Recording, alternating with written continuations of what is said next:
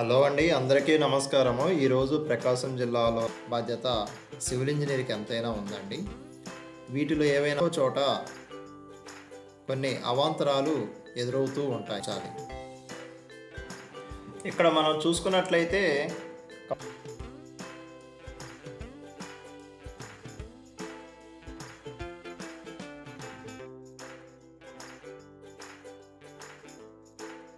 ఇచ్చదు.